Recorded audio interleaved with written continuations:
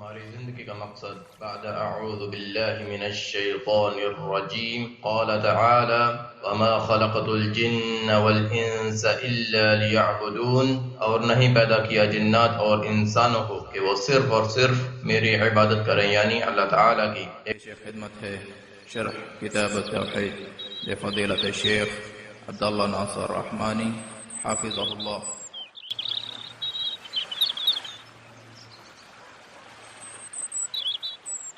إن الحمد لله نحمده ونستعينه ونستغفره ونعوذ بالله من شرور أنفسنا ومن سيئات أعمالنا، أما بعد فإن خير الحديث كتاب الله وخير الهدي هدي محمد صلى الله تعالى عليه وسلم، اللهم صل على محمد وعلى آل محمد كما صليت على إبراهيم وعلى آل إبراهيم إنك حميد مجيد، اللهم بارك على محمد وعلى آل محمد كما باركت على إبراهيم وعلى آل إبراهيم إنك حميد مجيد۔ جن کے اختصار سے جو ان کی سیرت اور ان کے احوال یہ 13ویں صدی ہجری کے علماء میں شمار ہوتے ہیں۔ 1115 ہجری ان کا سن پیدائش، 1115 ہجری، اور 1206 ہجری میں فوت ہوئے۔ یہ لگ بھگ ان کی عمر 90 سال 91 سال کے قریب ہے، 91 سال۔ ایک سعودی عرب کے بڑے فاضل مؤلف ان کی 91 سال کی زندگی پر یوں تبصرہ کرتے ہیں کہ حیاتہ کالعسل حلب اولہ وحلب آخرہ، ان کی پوری زندگی شہد کی مانند ہے، شہد کی مانند، جس کا اول بھی میٹھا ہے جس کا آخر بھی میٹھا ہے۔ پوری زندگی حلاوت کی آئینہ دار اور حلاوت کی ترجمان، عقیدہ بیان کیا، توحید بیان کی، ان کی کتب۔ ابھی آپ نے سنا کہ جو ان کا دور تھا جہالات کا دور تھا، ضلالات کا دور تھا، عقیدے سے انحراف کا دور تھا۔ جزیرہ عرب میں صرف فقہ پر توجہ تھی، اور وہ بھی فقہ حنبلی پر، مگر عقیدے کی دراسہ، عقیدے کا فہم، عقیدے کی تعلیم مفقود تھی۔ شیخ نے آ کر عقیدے کی تعلیم کا احیاء کیا اور توحید کے دروس دیے، توحید پر کتابیں لکھی، تبھی ان کو مجدد کا لقب دیا گیا کہ اپنے دور میں عقیدے کے تعلق سے اس دین کی تجدید کرنے والے، اس دین کی تجدید کرنے والے۔ اجینا مقام پر پیدا ہوئے اور مختلف علاقوں کا سفر اختیار کیا طلب حدیث کے لیے۔ حجاز بھی گئے، حرمین گئے، عراق گئے، اور نجد کے مختلف علاقوں کے دورے کیے اور وہاں کے مشائخ سے طلب علم کیا۔ جب دعوتی کام کی بڑی مخالفتیں ہوئیں، بڑا لوگوں نے حسد کا مظاہرہ کیا، مگر صبر کے ساتھ اپنے منہج پر قائم رہے۔ بالآخر اللہ تعالیٰ نے بہت سے مراحل کے بعد درعیہ آنے کے اسباب پیدا فرمائے۔ اس وقت درعیہ کے حاکم محمد بن سعود رحمہ اللہ تھے۔ انہوں نے ابتداءً شیخ کی دعوت سے اختلاف کیا، مگر شیخ کی دعوت کا فہم اللہ تعالیٰ نے ان کی بیوی کو عطا فرما دی۔ پھر ان کی بیوی، ان کی زوجہ صالحہ، شیخ اور اپنے شوہر کی ملاقات کا سبب بنی، ان کو سمجھاتی رہی اور انہیں تلقین کرتی رہی، علم دیتی رہی، حتیٰ کہ ان کو بھی عقیدے کا فہم حاصل ہو گیا اور توحید کا فہم حاصل ہو گیا۔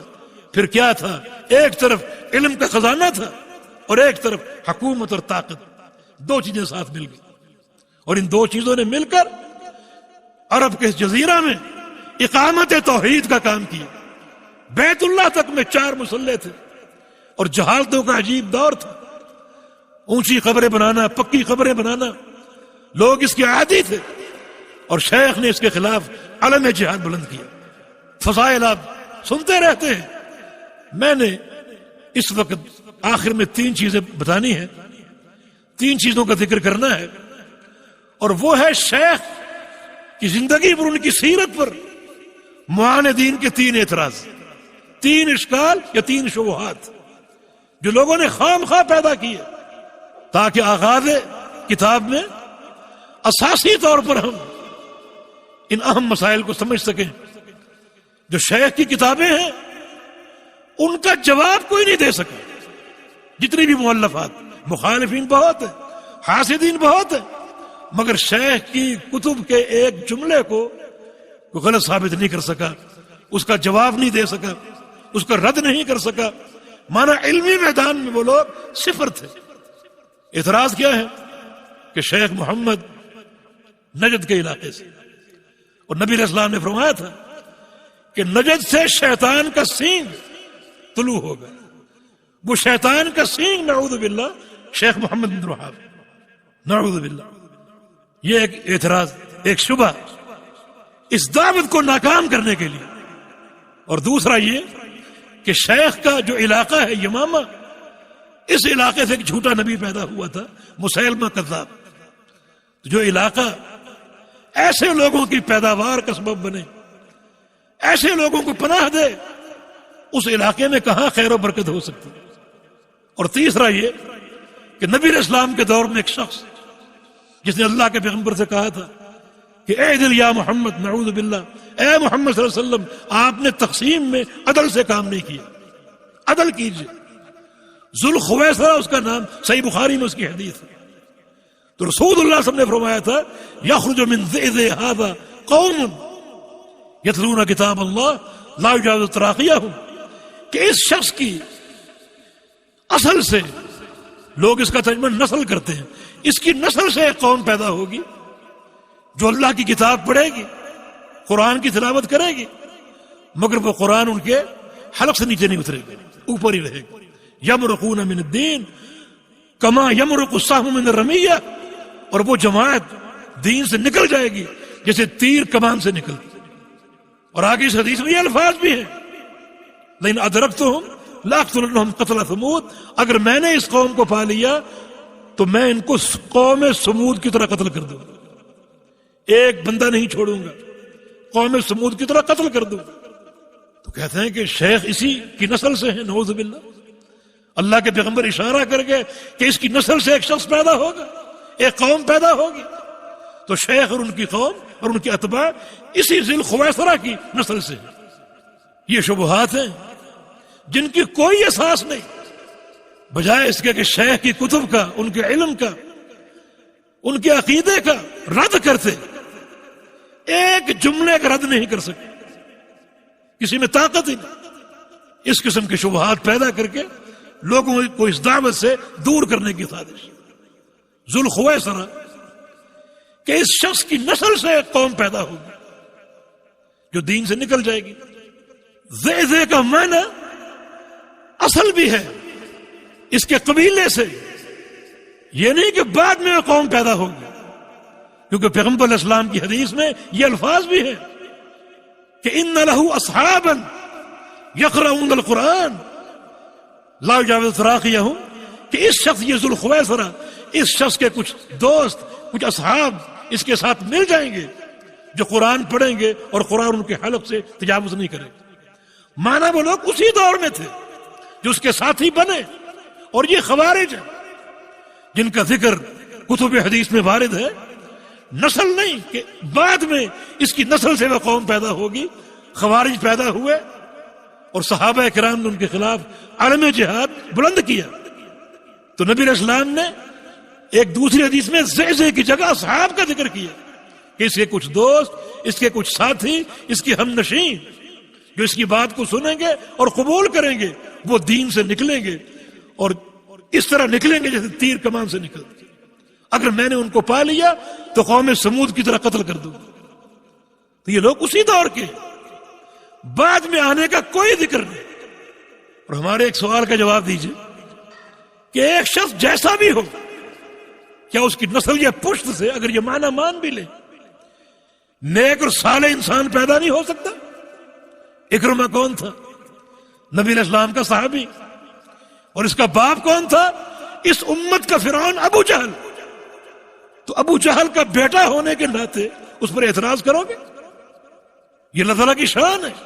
یخرج الحی من المیت یخرج المیت من الحی، زندوں سے مردہ نکالتا ہے اور مردوں سے زندہ نکالتا ہے. ایک مکھی رزق کھاتی ہے اپنا، پھلوں کو چوستی ہے، پھولوں کو چوستی، اس کی غذا ہے. پھر اس کی قے کرتی ہے، وہ قے آپ کا شہد ہے.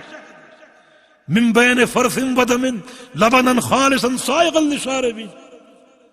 بھینسوں کو دیکھو، گائے کو دیکھو، اس کے اندر کے نظام پر غور کرو. ایک لائن جو ہے وہ گوبر کی ہے، اوپر لائن ہے خون کی، اور اس کے بیچ میں دودھ کی لائن. اللہ کا کمال قدرت. یہ کون سی بات ہے؟ ایک شخص گمراہ ہو، اس کی نسل سے توحید اور دین کی ہدایت دینے والا پیدا نہیں ہو سکتا. تیسری بات یہ ہے، شیخ محمد بن عبد الوہاب رحمہ اللہ کا نسب تاریخ نے محفوظ رکھا ہوا. ان کا نسب ان سے لے کر آخر آدم علیہ السلام تک محفوظ ہے. الیاس ابن مضر ان کا 36واں دادا ہے، جو پیغمبر علیہ السلام کے اجداد میں سے. الیاس بن مضر پہ شیخ کا نسب جا کر ملتا ہے. اور پورے نسب میں ذوالخویصرہ نامی کسی شخص کا ذکر نہیں. تو آپ یہ کیسے کہیں گے کہ اس کی نسل سے ایک قوم پیدا ہوگی اور وہ قوم شیخ؟ پورے آباء و اجداد میں ذوالخویصرہ نامی کسی انسان کا کوئی ذکر نہیں. شیخ کا نسب خالص عربی، اور شیخ تمیمی یعنی اولاد اسماعیل میں سے. اور پھر یہ شرف کی بات کہ شیخ کا نسب پیغمبر علیہ السلام کے نسب سے جا کر ملتا ہے.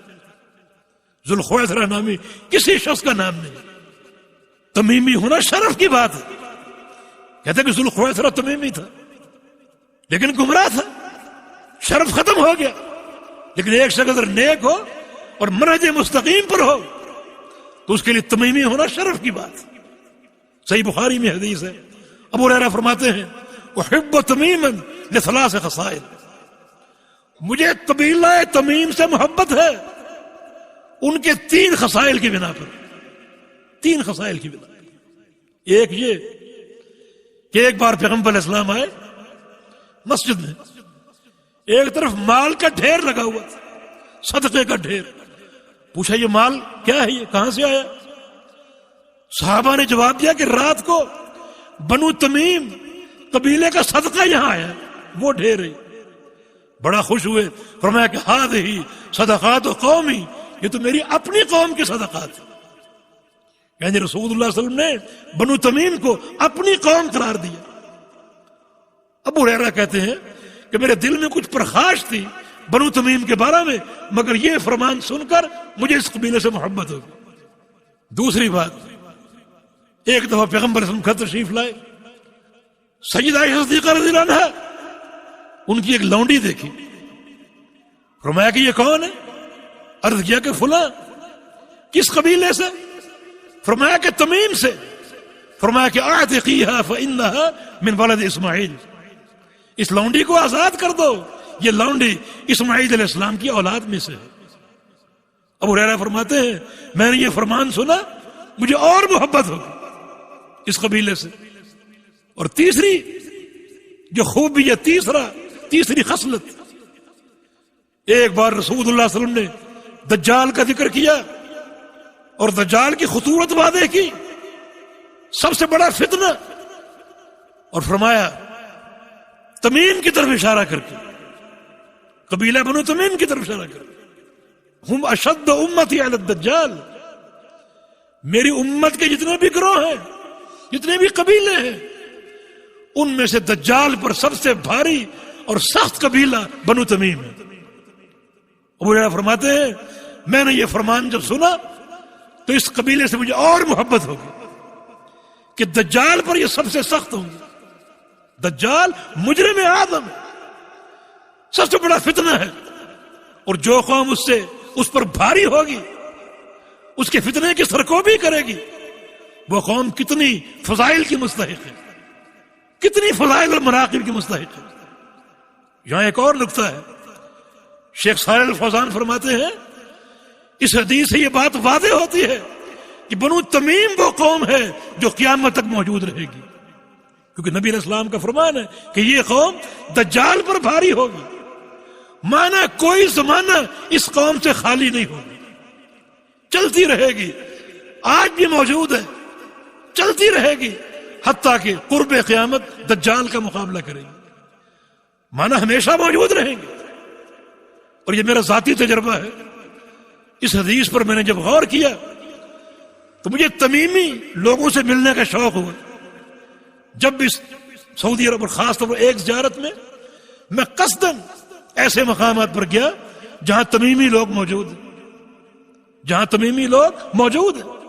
ان سے ملا، ان کی اخلاق، ان کا عقیدہ، ان کی نمازیں، ان کا تعلق بالسنہ، ان کی توحید، ہر چیز دیکھی. اور یہ بشارت ہے آپ کے لیے، میں نے سب کو سلفی اہل الحدیث پایا ہے. یہ ایک نشان ہے اللہ کی قدرت کا. تمہارے لیے قرآن کافی نہیں، حدیث کافی نہیں، تو آؤ اس حدیث کو سامنے رکھ کر بنو تمیم پر غور کر لو. ان کے علماء کو دیکھو، ان کے مشائخ کو دیکھو. تو ایک اتہام، ایک دعویٰ بلا دلیل کہ شیخ ذوالخویسرہ کہ پشت اور اس کی نسل سے ہوں گے. کوئی دلیل اس کی پیش کرو، کوئی اس کا ثبوت پیش کرو. اور سب سے بڑی بات، شیخ کی کتب دیکھو. شیخ کی کتب میں خوارج پر بڑا شدید رد موجود ہے. ذوالخویسرہ خارجی تھا. اس کی نسل سے ہونے کا معنی یہ ہے کہ وہ بھی خارجی ہونے چاہیے. مگر شیخ کی کتب میں، شیخ کے منہج میں سب سے خطرناک فرقہ خوارج کو قرار دیا گیا.